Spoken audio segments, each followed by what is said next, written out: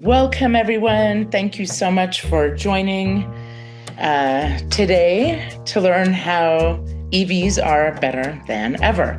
My name is Annika Osborne. I'm with Cool the Earth. We are an environmental nonprofit with the mission to reduce carbon emissions and local air pollution. And while we are big fans of walking, biking, public transit, and carpooling, with our Ride and Drive Clean collaboration, we work to advance the adoption of EVs and e-bikes in a fair and just marketplace. Today, we'll cover all of the great reasons why EV owners love driving electric, including the better driving experience, cost savings, not just when buying and leasing, but the lower total cost of ownership. Has anyone been to the gas station lately? The convenience of not having to go to the gas station and the high safety ratings with all the great tech offered in today's EVs. Here's the agenda for our webinar. We'll talk a little bit about the benefits of driving electric, EV incentives, including our March EV discount campaign that's going on right now with discounts on 5 great EVs. We'll do an EV showcase with some of the most popular EVs and some coming out in 2026. Talk a little bit more about who we are, what we're doing, and we'll have a Q&A at the end. We'll be going over lots of information today, but not to worry, we'll be sending a PDF of the presentation and probably a recording as well in a follow-up email that will be coming from info@Ride and Drive Clean, probably tomorrow, so that I can include the video recording. If any questions come up, this is pretty casual. Feel free to raise your hand or use the reaction to raise your hand, or feel free to put questions in the chat. My colleague, Sienna Bowler, is here as well. She can answer questions in the chat if anything comes up. All right, let's dive in. So there are many benefits to driving electric. In California, our passenger vehicles are the single largest source of GHG emissions, often representing 50% of our individual carbon footprint. So when we switch from driving a gas car to an EV and plug into clean energy like we can do here in the Bay Area, we are taking impactful climate action by reducing carbon emissions and air pollution, both which disproportionately impact our lower income communities. And while driving electric is better for the planet, there's no sacrifice when going electric. EV drivers save time, money, and an improved driving experience. I just want to give a little bit of an overview just about EVs globally. So globally, EVs now make up roughly 25% of global new car sales, up from just 4% in 2020. So that's significant. And I imagine with what's going on in the world right now, that number is going to keep going up.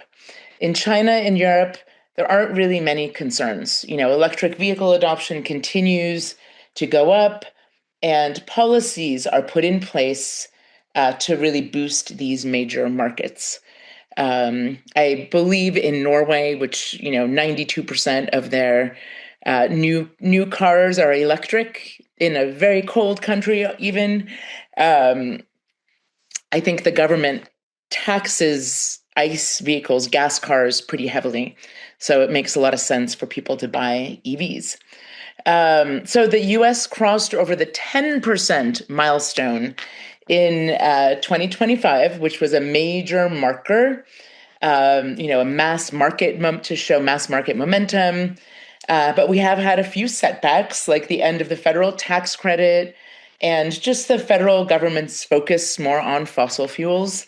Some are predicting that EV manufacturers may slow down production. We've seen that. We've seen some production plants close down. But we're also hearing that there are going to be more than 30 new EV models in 2026 alone. Infrastructure is catching up. In California, there are over 200,000 public chargers online, nearly double from 2 years ago. And that's continuing to move on with city, local, regional, and state funding. We had a really bright spot. It was Q3 2025, right about that time. right before the federal tax credit was going to sunset, in California, 29% of all cars purchased were electric. So that was pretty exciting at that time. Since then, it's gone down a bit, but we're seeing a little bit of a pickup now. So that's exciting. Um, Many people save time with an EV by charging at home or at work and skipping the gas station. And EVs are a little more fun to drive. What I really like is the extra power or torque that you get when you drive an EV. I like that I can quickly accelerate when I'm getting on a freeway, and then it's very easy to switch lanes. You could just kind of power up a little bit and glide into where you want to be.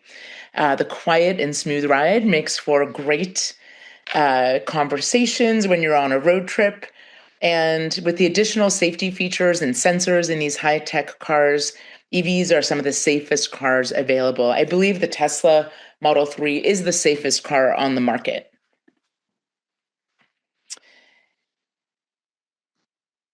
And bonus, some people are worried about buying an EV because they won't be able to power them up during a power outage. But EVs can actually help us during a power outage. You can plug an inexpensive 300-watt inverter, it costs like $30, the red box right there, into the accessory port of your EV and power up small appliances like cell phones, laptops, LED lights. That's something I used when we had a power outage 5 years ago. I had a bunch of those string lights and I plugged them into this and I charged up my phone and my computer. So that's always a very handy thing to have. But while these low wattage inverters cannot power up your refrigerator, there are some EVs out there, like the Kia, a lot of the Kias and the Hyundais and the trucks that have higher wattage bidirectional batteries. Um, the F-150 Lightning can actually be integrated into your home's electrical system to provide backup energy to your home. It acts like a generator, and it's a battery on wheels when you need electricity away from your home.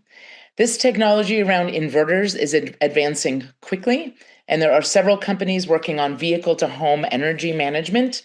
Just imagine when you come home at the end of the day when electricity tends to be the most expensive and not very clean as a result of everybody wanting to use electricity at that time.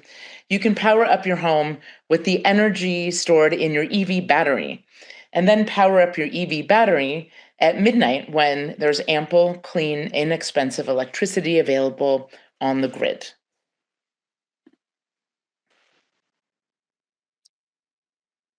So a lot of people wonder about the batteries. There are some issues with batteries in terms of extracting critical minerals and the energy required to produce the batteries. But those issues pale in comparison with extraction, transportation, and burning of fossil fuels.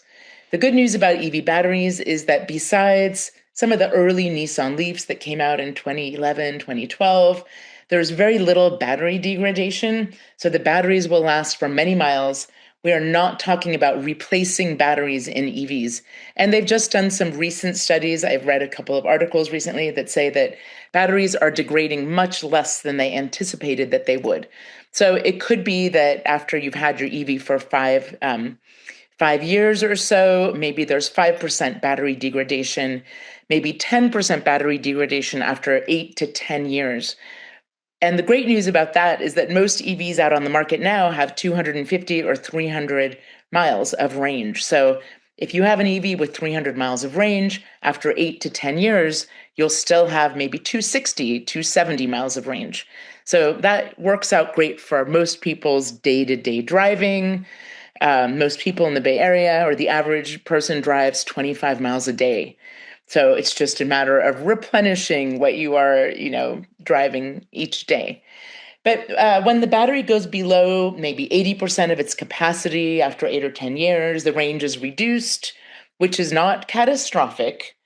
There is the second life of EV batteries. Well, first of all, somebody on the used market will want that car, even if it's just for around the town driving, for high school students, or somebody who has a fixed commute. But there is a second life of EV batteries, and that is energy storage. using batteries for stationary storage, either at our homes or selling them to our utilities. The utilities' main priority right now, many of our utilities, is to get more battery storage because that can help balance the grid and supplement the grid. Let's see. There's a lot of research being done now about secondary or energy storage in EV batteries, and then at the end of the EV's life, 98% of the materials, including the rare earth minerals, can be recycled and reused. So there are already battery recycling facilities, and those are for our cell phones, for our laptops, for other electronics. There aren't that many EVs at their end of their life yet, but they're extracting the rare earth minerals out of all of our lithium ion batteries and repurposing those rare earth minerals to make EV batteries. So there is an ongoing cycle for those rare earth minerals, which is great. Okay, so although early EV drivers paid a high premium for electric cars, today's EV drivers often save money. And here are some reasons why. It costs much less to fuel an EV. Fueling a gas car, in fact, can be 2 to 5 times more expensive than fueling an EV. I'm wanting to say maybe 6, 7 times more expensive now, depending upon where and when you charge your EV. Electricity prices also tend to be more stable than gas prices, as we've seen recently. And I will say also that, yes, electricity prices have gone up in the past few years, but now they're going down a bit. So I think PG&E and our local CCAs have gotten the message that homeowners or residents do not want to pay so much for electricity. In addition, maintenance costs are 40% lower for EVs. It's basically adding windshield wiper fluid and rotating your tires. And that's something I do every 6,000 miles. And then there are all the incentives available, which can help bring down the cost of purchasing or leasing an EV. And hopefully we have more incentives coming soon. If you would like to, so I'm just wanting to talk a little bit about this image where I'm comparing a Hyundai Ioniq 5 to a Honda CR-V. It seems like they're pretty comparable. And you can see that over 5 years, you would save about $5,000 if you had an EV. And this is with gasoline calculated at $4.59, which was about a month ago, the average. So this is over 5 years. And I actually think I can put that link if you're interested in comparing. It's a PG&E app, comparing the price of, the gas car that you have right now with an EV that you're interested in. I just put the link to that compare site in the chat. All right, so more on saving money with an EV. We'll move on here and talk about some incentives going on. So Ride and Drive Clean has our EV discounts going on for the month of March. Here's the website. I will drop that in the chat a little later. Maybe Sienna, if you have access to it, please go ahead and do that. We also have some state grants.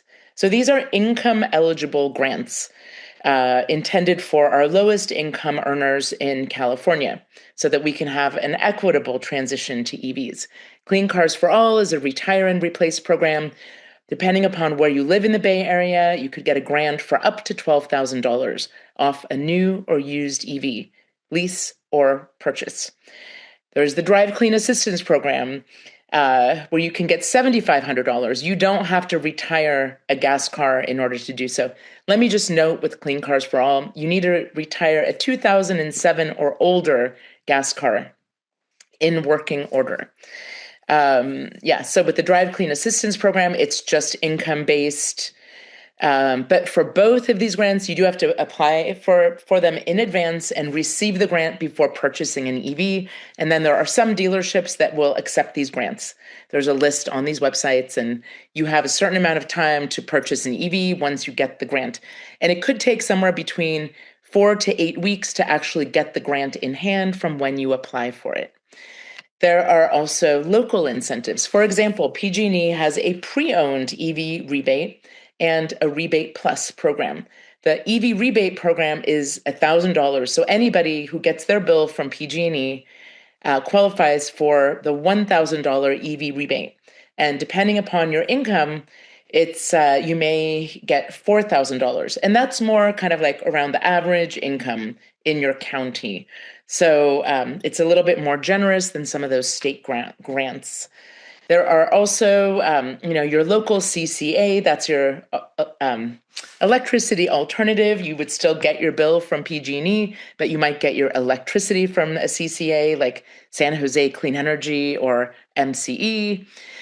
Or your municipal utility might have additional rebates and incentives. Many do. I know in the case of San Jose, I'll give them a little plug because they have a really new one.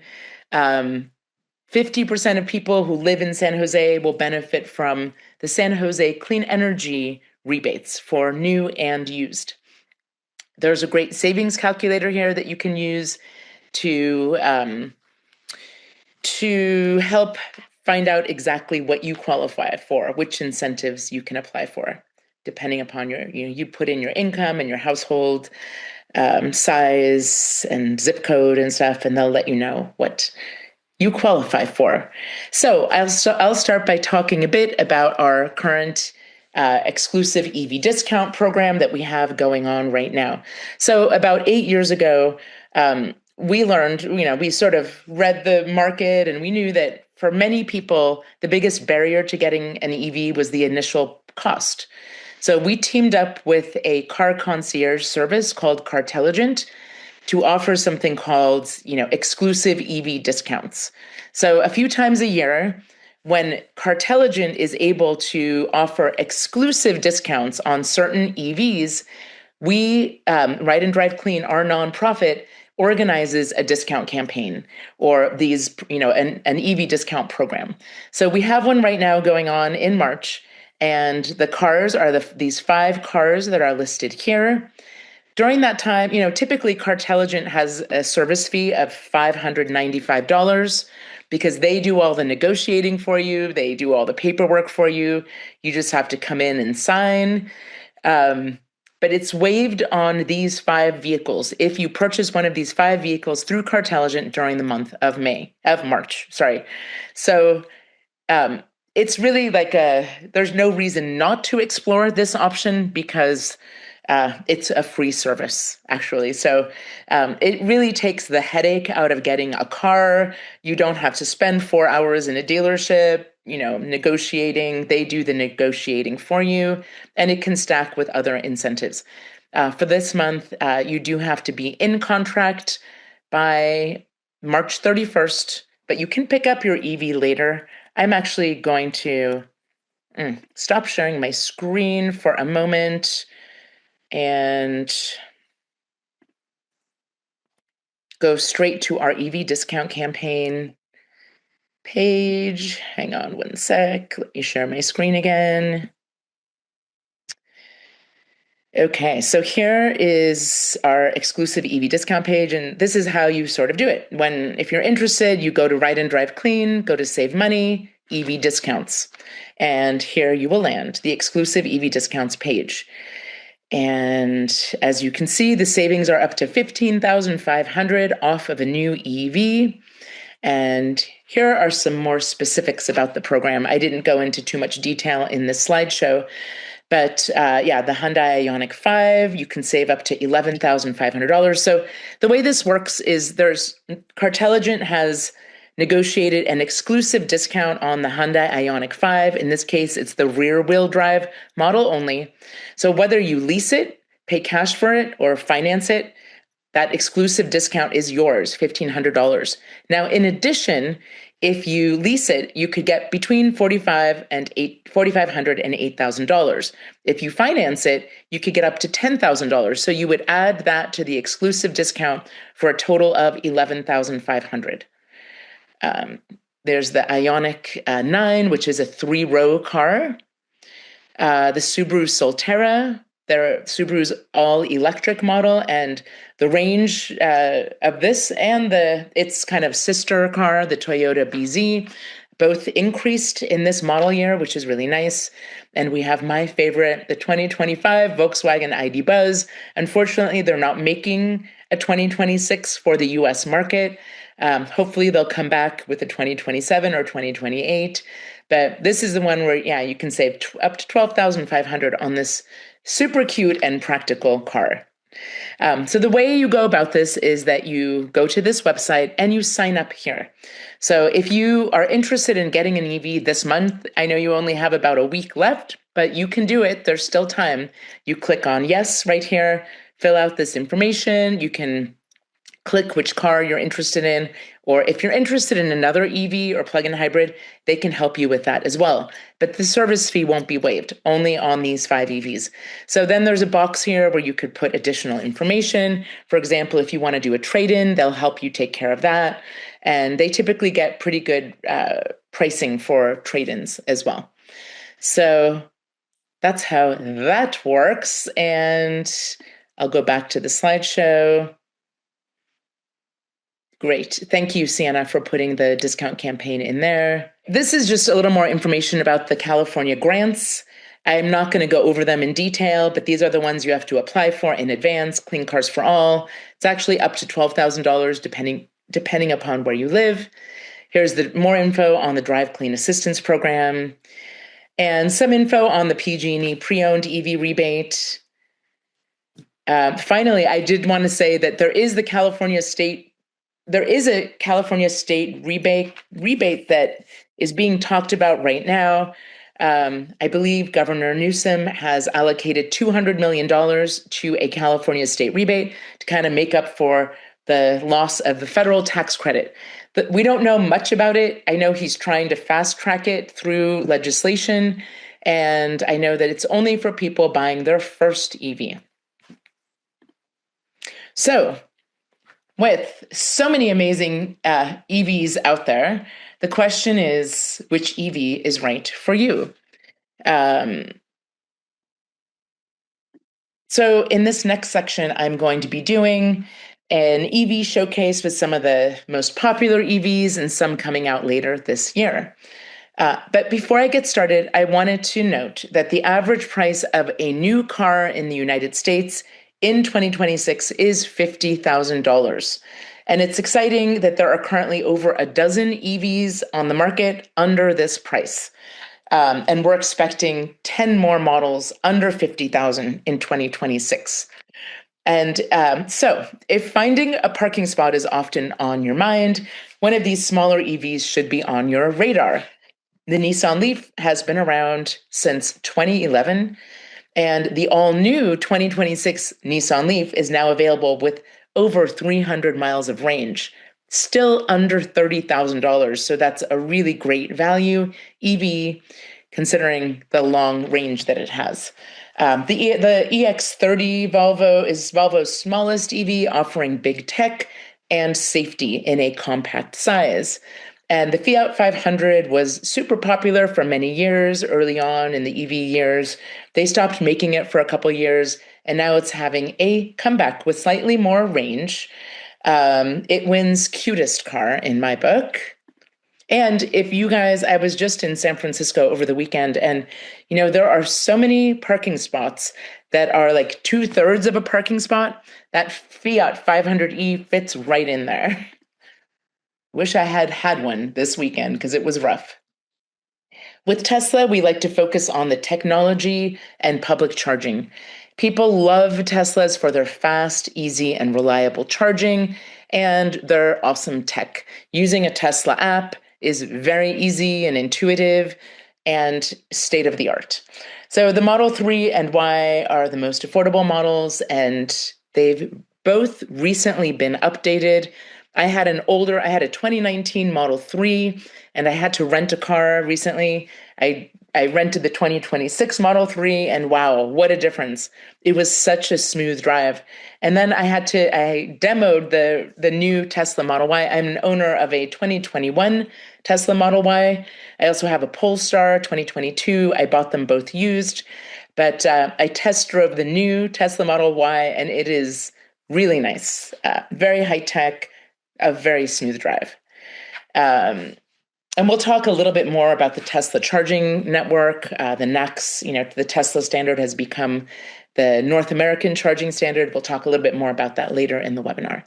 So Chevy has been mixing it up with some new models, including the Chevy Equinox and the Blazer. This one has a very reasonable MSRP and a nice high range.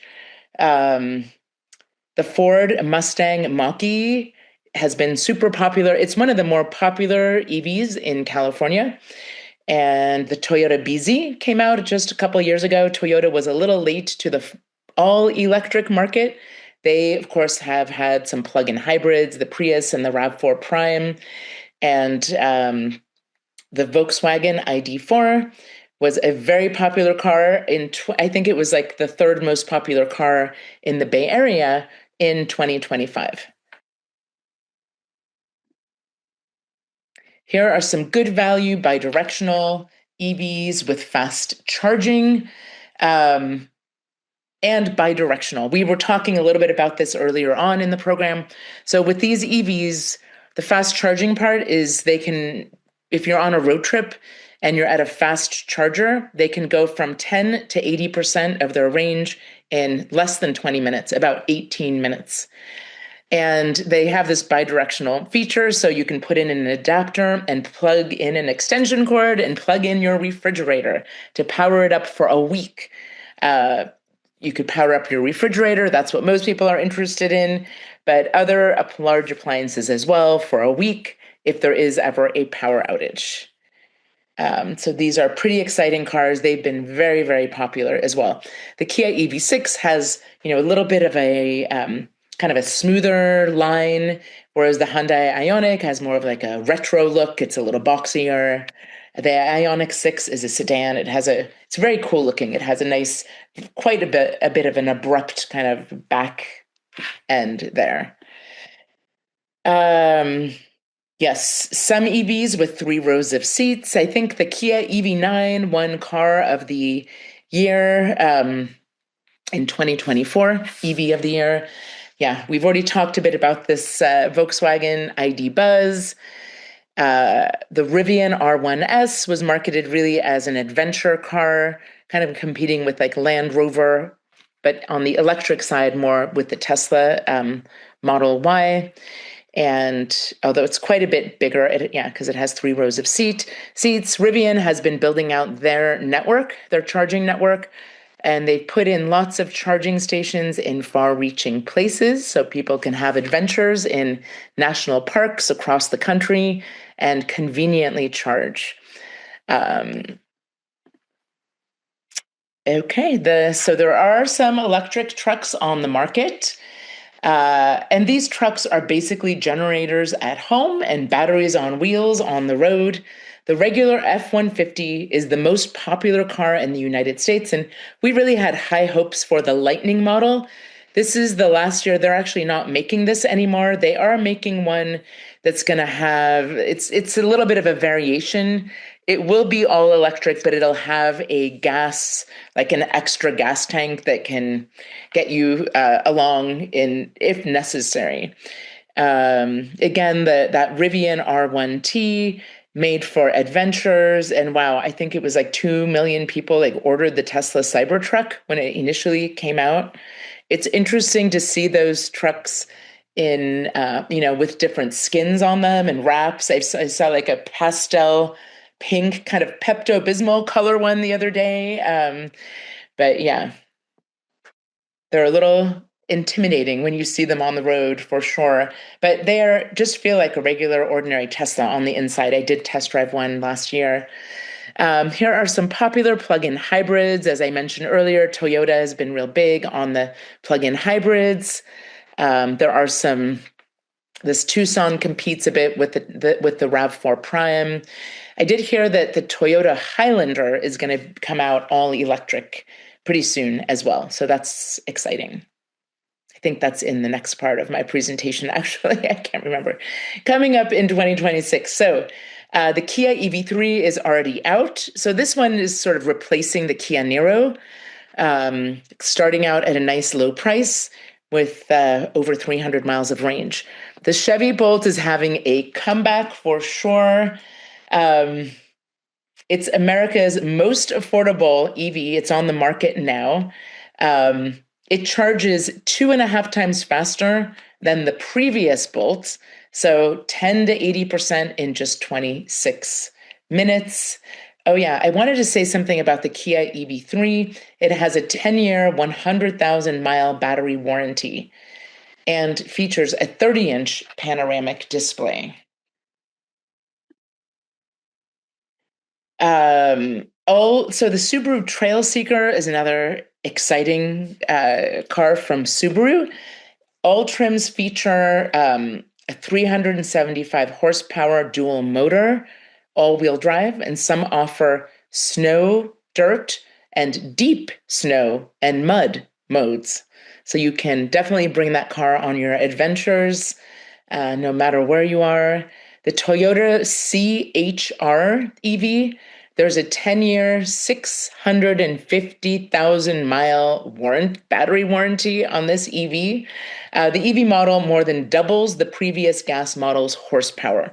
So this one will be powerful. From what I've heard, the ICE model of this was not super popular, but we think the EV model will be.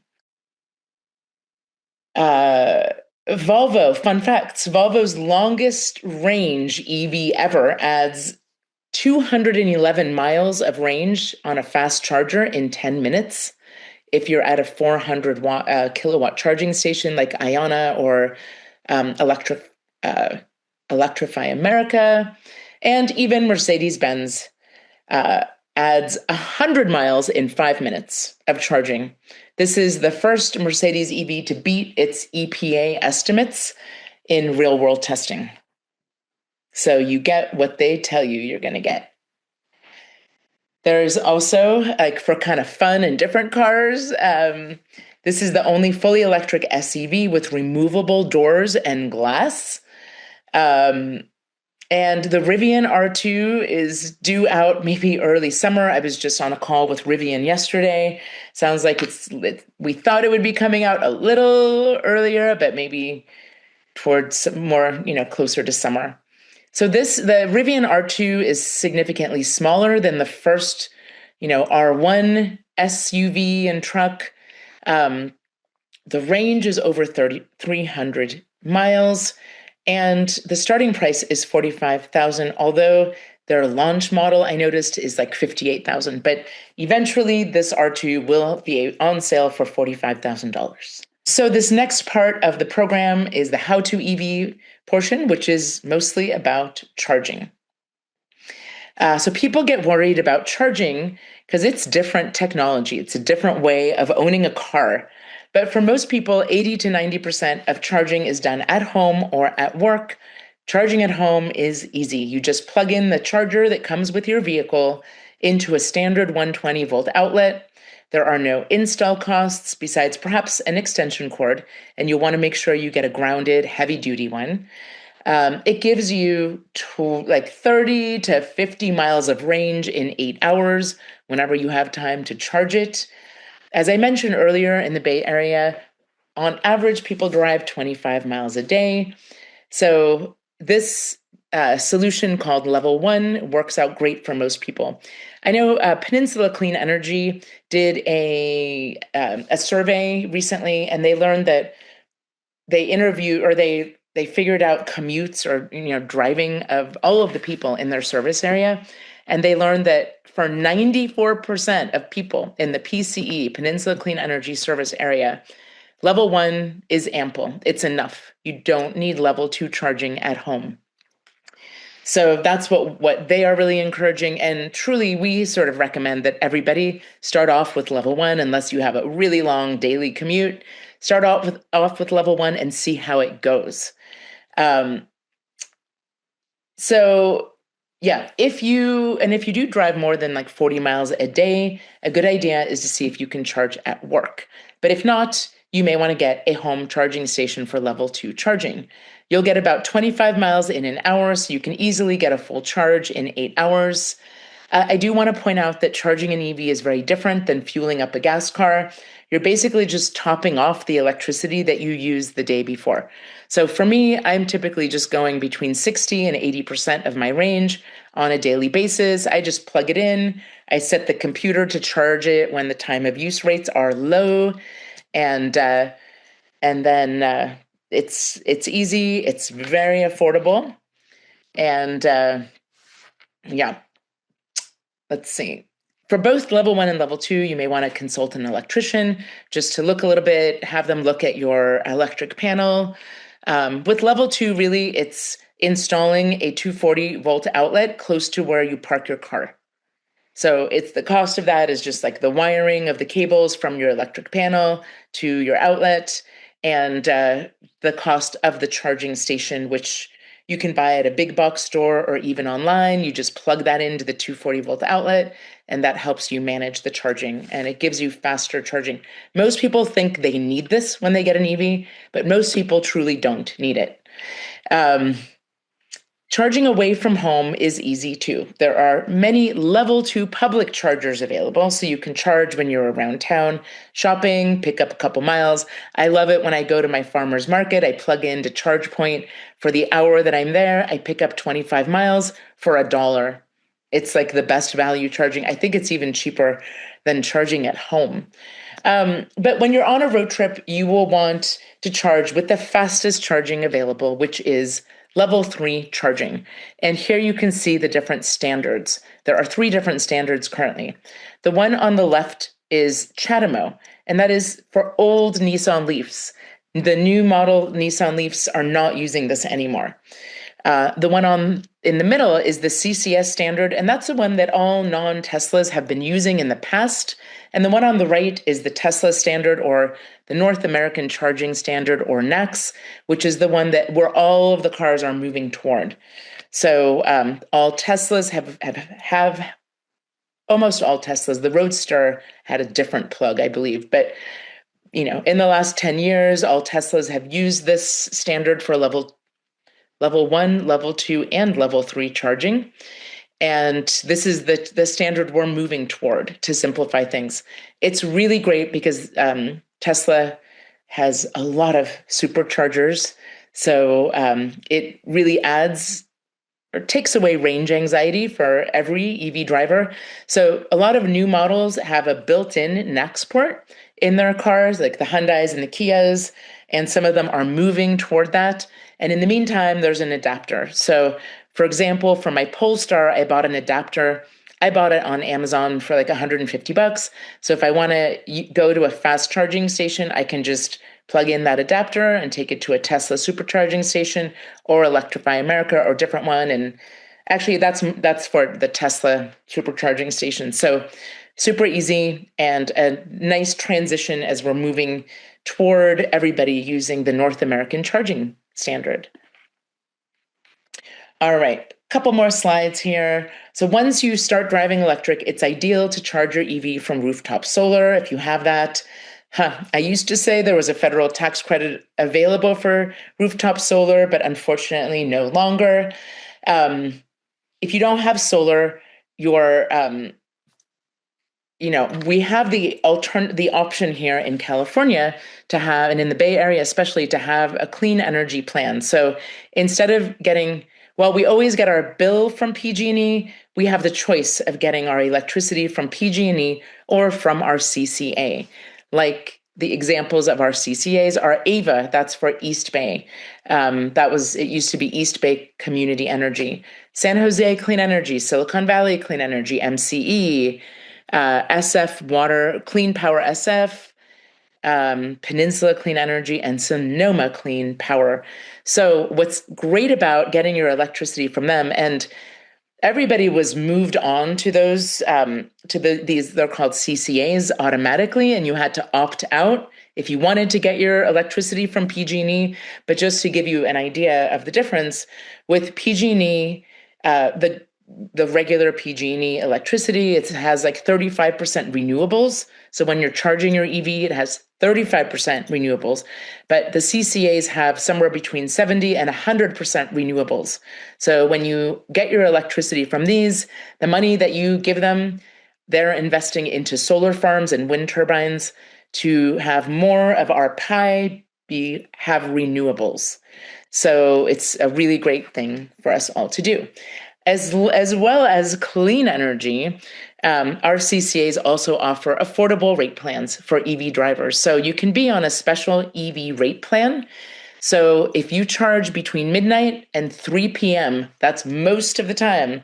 So midnight to 3 p.m., it's half the price of charging between 4 to 9 p.m. So with an EV, if you get on one of these EV rate plans, you do have to share your VIN to get on this. You definitely want to avoid charging from 4 to 9 p.m. and avoid using all of your electricity from 4 to 9 p.m. because it will be charged at a higher rate. So be aware of those there are other time of use rate plans, but you do want to sort of set up your electronics in a way that you are maximizing usage truly when the sun is shining, because we have a lot of solar energy on our grid in California. And if we don't use it or store it in a battery, when the sun goes down, it's gone and we have to sell it to other states. So charging your EV in the middle of the day when the sun is shining is what every utility and CCA recommends. I set my cars to start charging at 9 a.m. and stop charging at 3 p.m. That's when the electricity prices start getting higher. A little more about charging on the road. So taking a road trip is getting easier all the time. There are thousands of public charging sites, 200,000 in California, that provide fast charging, and using apps like PlugShare, a better route planner, Google Maps, Apple Maps, planning a trip and finding a charger along the way is very easy. Electrify America, EVgo, Tesla, ChargePoint. There's a new one, Iona. These are all some of the most common fast charging charge point operators in California. So I have all of those apps on my phone. So if I'm on a road trip, I have access to all of these different opportunities for charging. And that's what I suggest you do. We do offer another webinar. It's more of like an EV 102. It's called What to Expect as a New EV Owner. And we delve a little deeper into road tripping with an EV or just using public chargers. But we do recommend that you practice charging close to your home before you take it on a road trip, because you don't want to be, downloading apps when you're sitting in the hot desert, before you can start charging your EV. It's just a good idea to have all these apps handy. You can also order the cards, so you can use the cards for some of these. Some of these will also take credit cards, but it's more expensive if you pay with a credit card. So it's cheaper if you are paying through your app. And it seems to work the best also. So a little bit more on this Tesla's North American charging standard. It is becoming the new industry standard, opening access to the nation's largest and most reliable fast charging network. That is another thing that I did not mention, but Tesla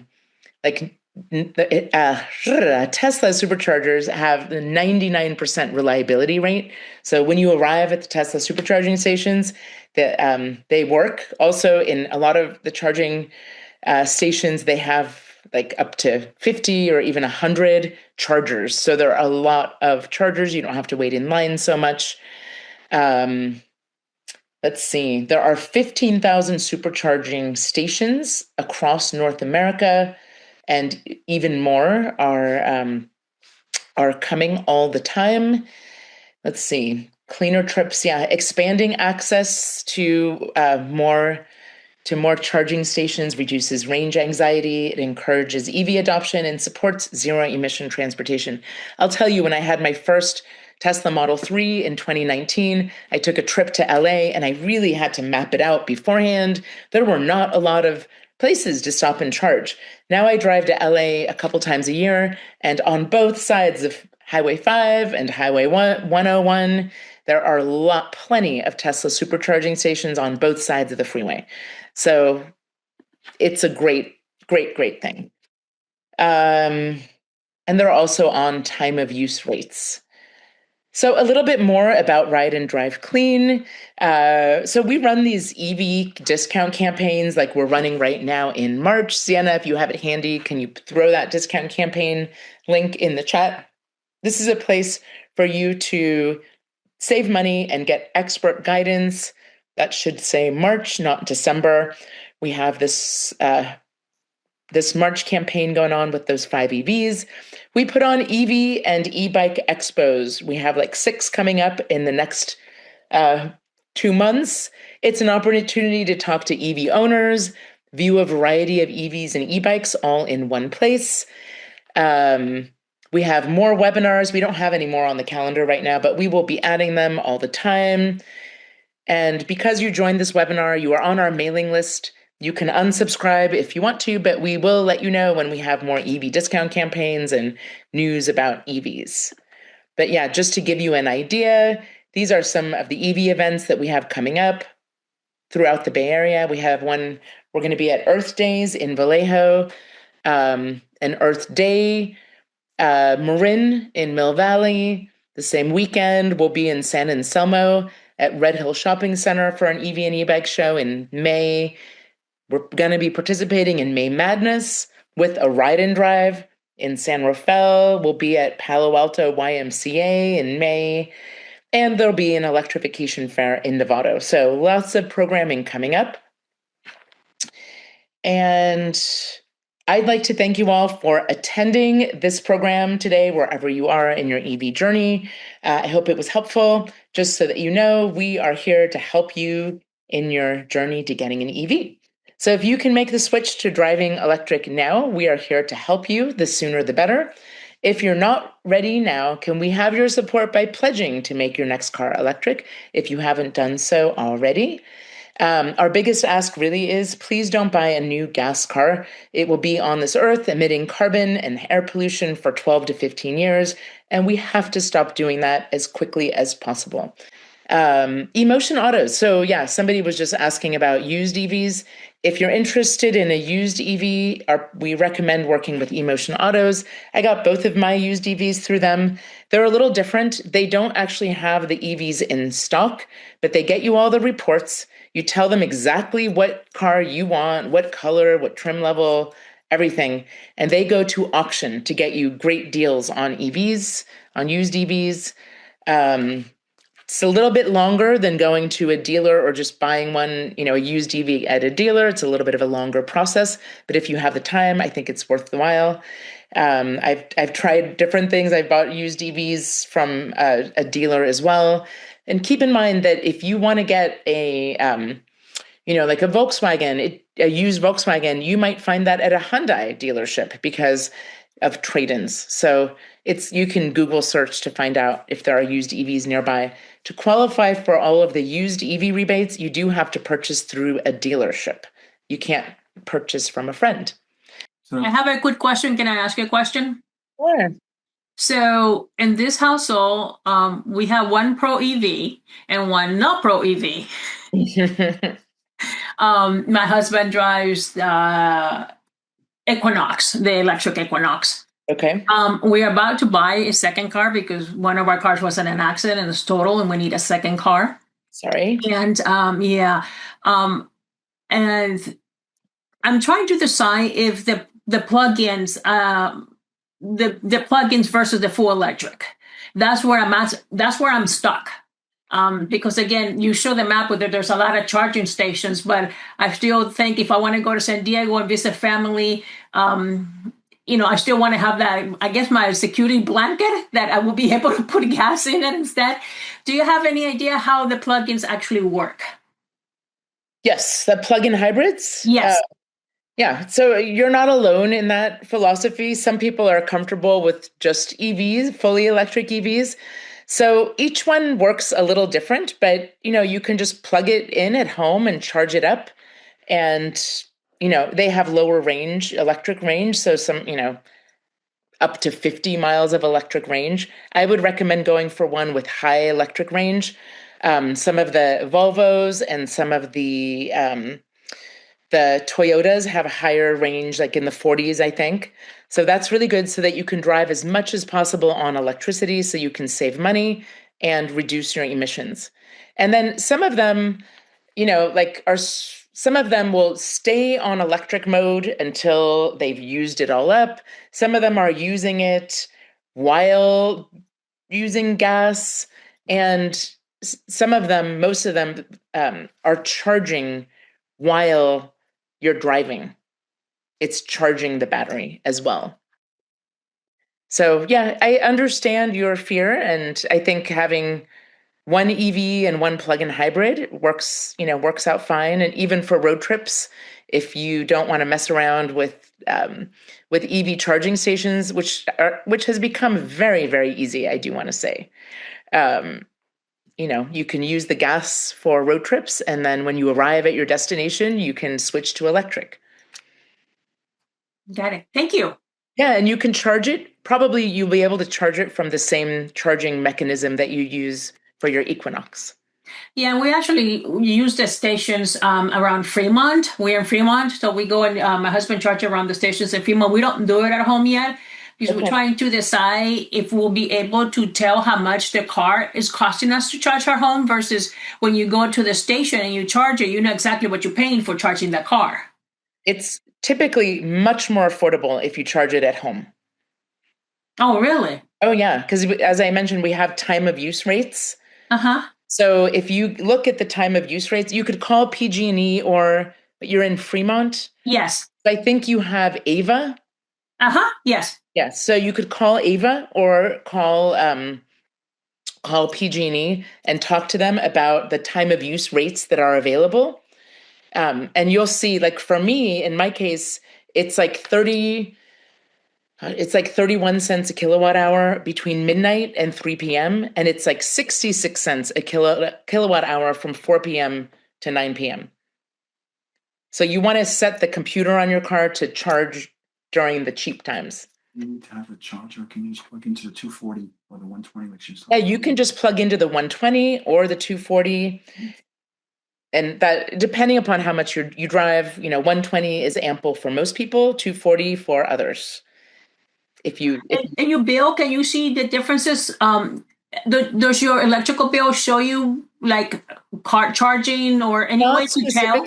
Not specifically, but you can sort of do a loose calculation on how much you save. It's funny, my coworker Sienna on here, she was saying that, she does maybe 20, 30 miles of driving a day.